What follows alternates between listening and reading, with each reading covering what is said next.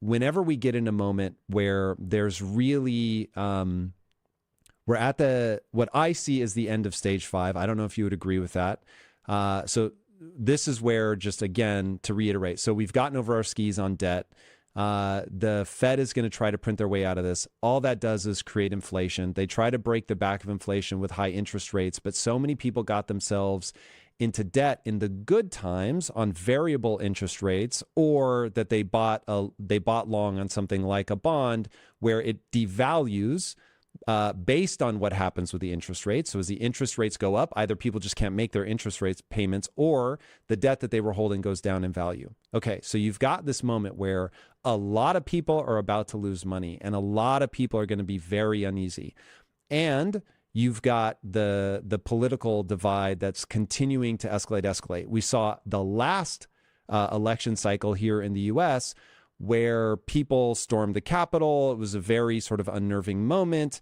And now it's like, well, things weren't nearly as bad then as they are coming into the 2024 election. So I start thinking, okay, what is the safe move? And if I'm honest, Ray, I start looking at, where do I live? So is there a move to be made within the US? And so I start looking at places that feel more secure for the way that I think about the world.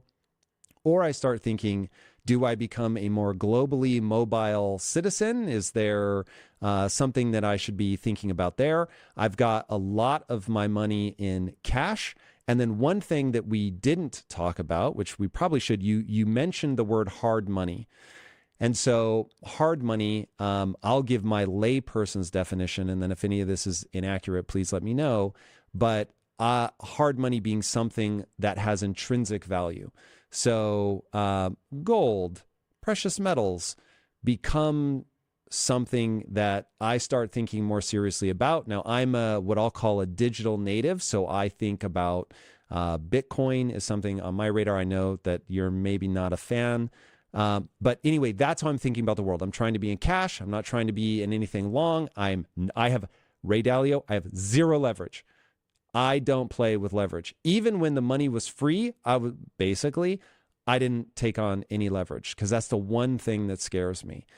So safety is how I'm thinking about things. Now, I don't exactly know how to diversify well, but that becomes another part of how I look at this. And you've got the all-weather strategy that I know you've tried to articulate for people. So safety first, if I had to sum up my stance. Everything you said is beautiful and very similar to the way I think, and I'll add a couple of things to it. But when we think about safety, we have to think about that as purchasing power. Because a lot of people think, if I put my money into a treasury bill, I get safety. Well, also look at whether that's giving you a return that's compensating for inflation. So I just wanted to tweak what you said.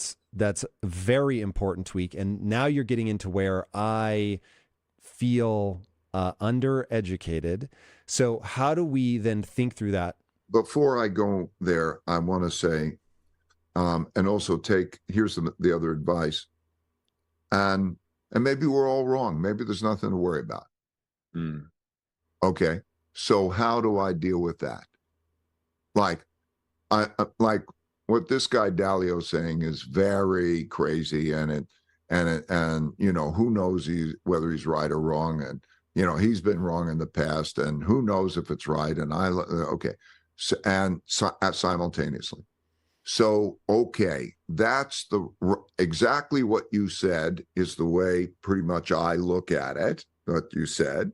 And if I was to paint the world, I painted the world the way I did. Okay.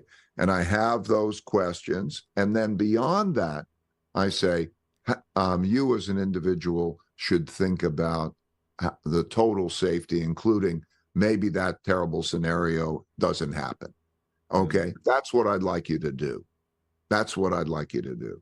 And if you do that, you will come to a better balanced position. I want you to get balance. Okay. I want you to do certain things. I want you to have enough savings, whatever, you know, that okay, to have security, to build the first level of, I think, investing, which is the same as savings, comes in tiers. Tier 1, tier 2, tier 3 on risk.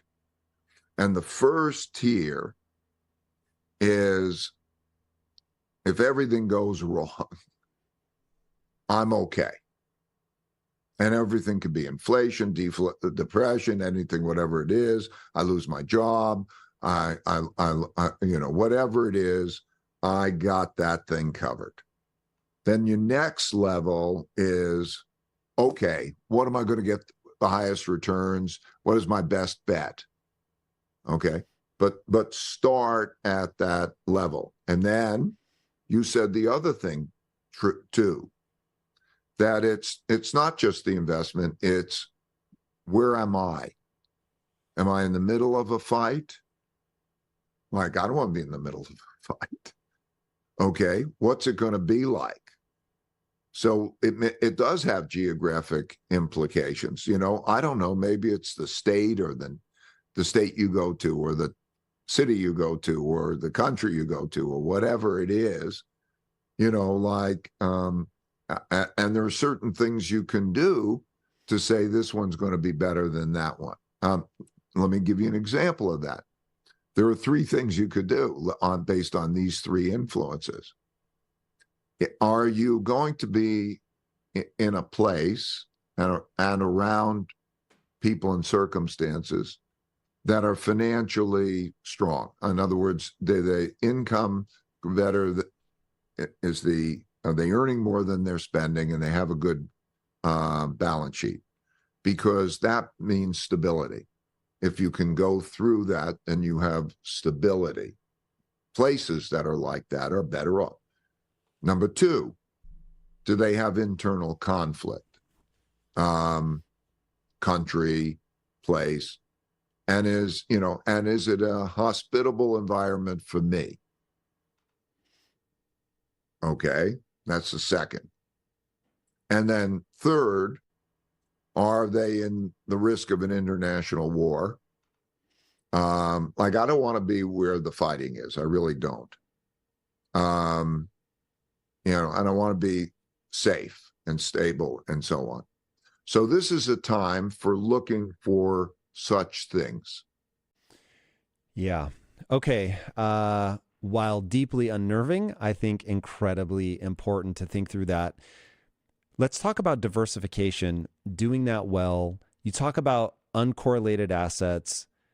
And I don't know how much you talk about this publicly, but I'd love to understand. It seemed like for people that don't know your background, you have a meteoric rise. You're in your 30s, on top of the world, unbelievable success. You make a huge bet on something. To your point earlier about have the humility to know that you may be wrong. You made a huge bet on a collapse, and it didn't play out. And it ended up that the market went up and you lost a lot of money. Almost lose Bridgewater, managed to keep it together. You come up with a new strategy that I believe is known as pure alpha. It ends up getting tested multiple times in the market, and you guys crush when other people struggle, which leads you to be, for people that don't know, the largest hedge fund. We made money in 28 of the last 32 years. We never had a really bad year. We made, I think it was during my time there, running at 11.8% a year, with the worst year being, I think it was down, I don't know, 10 or 12% sort of thing, and the next worst year being like down 1%,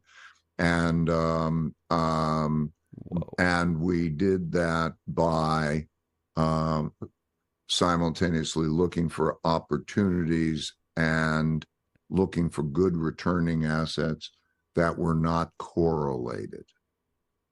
Diversification of good, and just as you point out, what happened was, and by the way, those returns are not correlated with the stock market or whatever. So they were stock market, bond market, they're uncorrelated. So they were effective diversifiers in portfolios, which almost all go up and down together. And this was diversification. And so it was loved by investors, institutional investors, and so on. And the thing, and as you point out, what I learned from, basically this punch in the face mistake, this painful mistake, is I learned how to make good money without having big loss. I learned how to improve my return relative to my risk. And I learned that the holy grail of investing is 10 or 15 good uncorrelated return streams. You get that and you will, I don't know, have a similar path to the path I've been fortunate enough to have.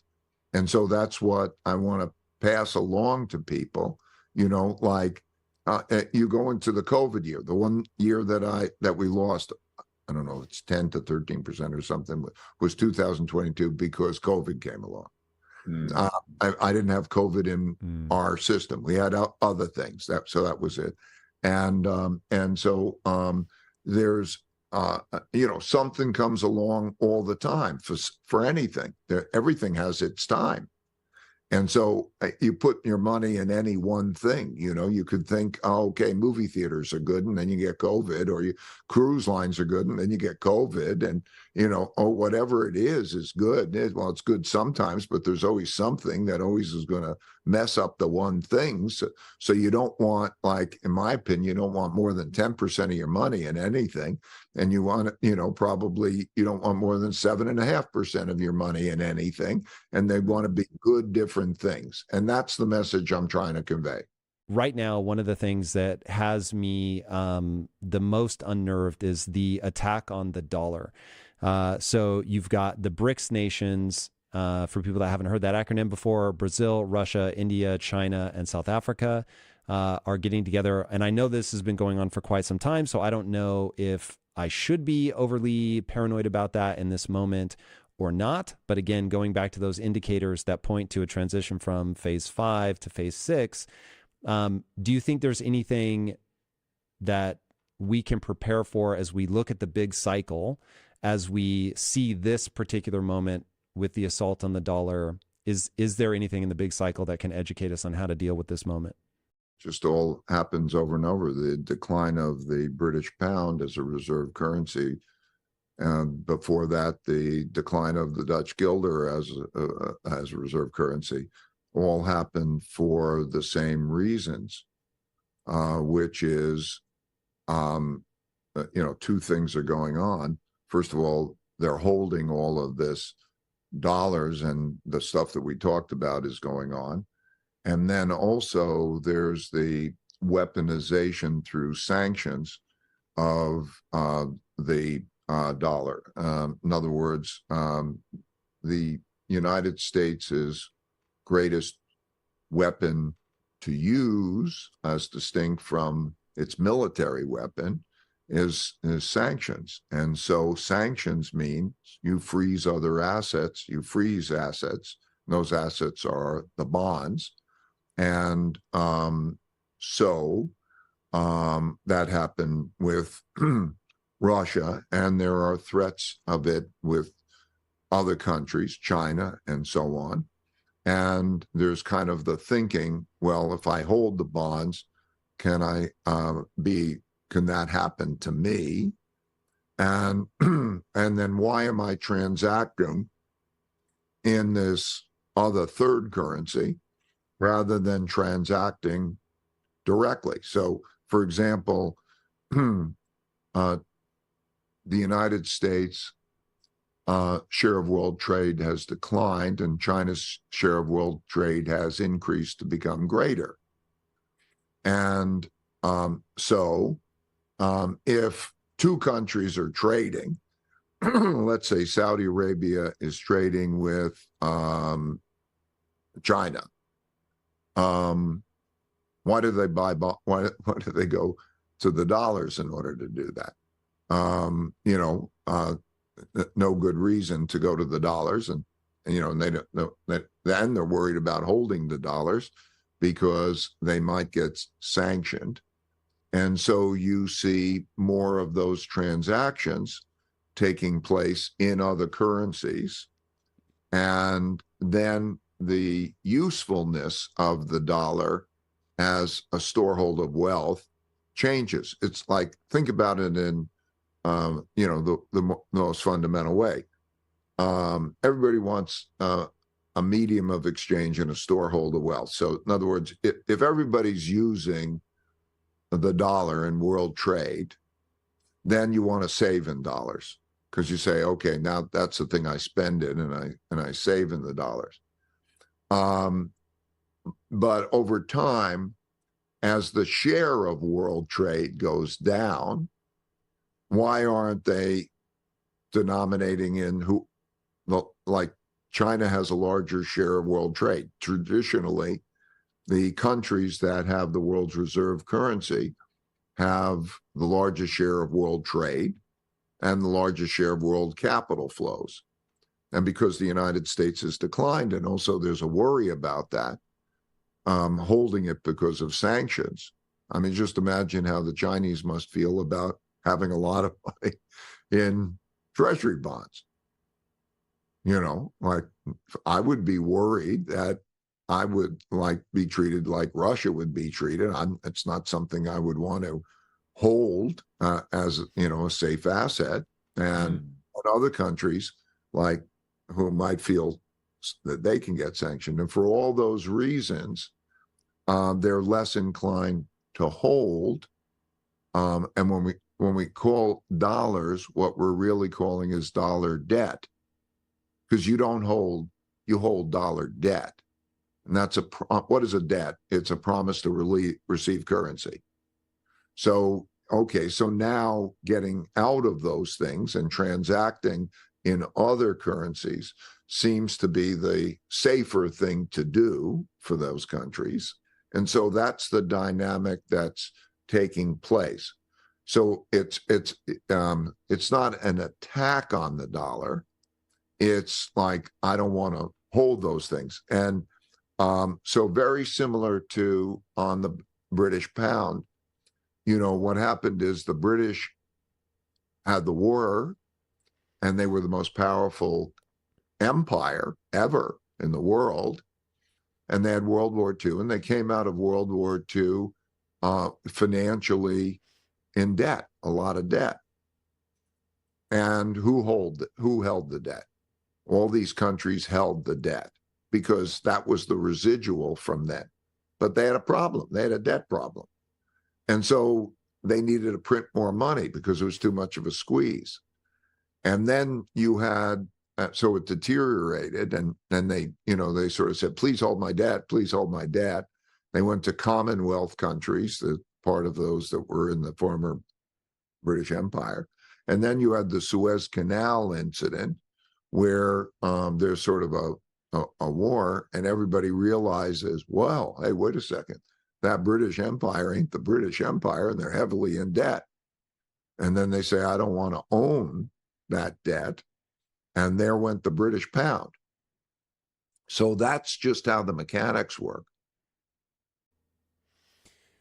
Okay, so looking at the U.S. and I don't want to be cheeky and say speaking directly to the U.S. government, but if I were to be so bold, so if this is that predictable moment where, okay, there are actions that we can take as a country that will either help us keep the world reserve currency status, and there are actions that we can take that will cause us to lose that status more quickly.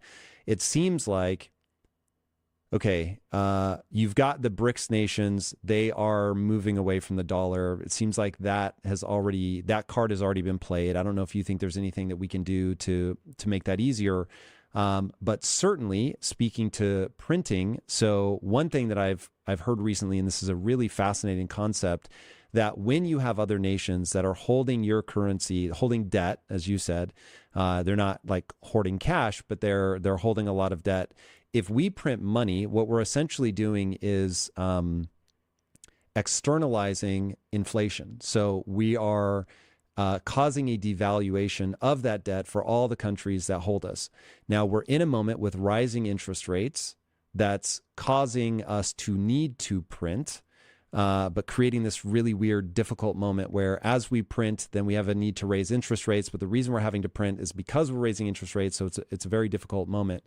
But if we could, going back to your idea, it's how we are with each other. If we could get people to come together in the middle, would one of the things we would want to convince the US government to do is to be very cautious about devaluing the dollar? Is that an important idea?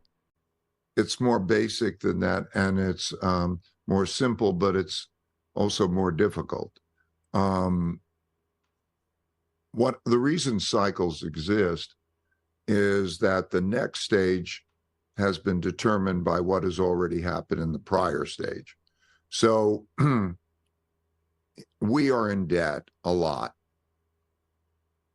You can't change that. We got a lot of debt. And if you say, what could you do? I mean, two things come to mind. What you could do is you could be financially strong, and you can not use financial sanctions as a weapon to scare the holders of those bonds. But to be financially strong requires you to not spend more than you earn. That means you either have to cut your spending or raise your earnings. Okay, that ain't easy. Okay, so are we going to cut our spending? Okay, now you look at it. What are you going to, infrastructure programs, I don't know, poverty transfers, defense spending. Okay, what are we going to cut? The world, governments have the same basic economics as people, except for the fact that they can take money from one person and give it to another, and they can print money. That's it. And so when you look at this, okay, you have that gap. You can eliminate the gap by taking money from some and eliminating another and not spending much. Okay, that's not easy, right? Okay, what are you going to... Most governments now don't think, how much money do I have to spend, and then how do I prioritize that? They think, I need to spend on this, I need to spend on that, and I need to spend on that, and they spend on it, and then they either produce a deficit, and then you either have to pay it back with hard money or printed money, and that's situation. So when you say, what could we do? Well, you've got to get financially strong in a politically fragmented environment in which everybody wants more. And you have to, like, be a higher percentage of world trade so that everybody wants to use your currency, and and not threaten the holders of that bonds with freezing their assets. It is it's a tall order in this moment. It has become so clear to me in the last month since you and I saw each other, how important, the reason that you keep coming back to it all comes down to how people treat each other. So in this moment, I don't want to be a Debbie Downer, but it does feel like the die is cast a little bit. I don't see how we pull ourselves back from the precipice, because to your point about being fiscally responsible, like we'd have to get into a position where we're making more than we spend. I want to circle around to something. As you were talking, you mentioned infrastructure, and it got me thinking about, okay, what are things that we would need to go right? So I think everybody is aware, and I've heard you say that there are changes that are going to need to be made to capitalism in order to bring back a thriving middle class, and the importance of the thriving middle class. And you've defined the things, again, staying to the theme of principles here, of the three things that we need to do to be strong as a country, or for any country to be strong. And you said 2 parents in the home, great public education, and then equal opportunity.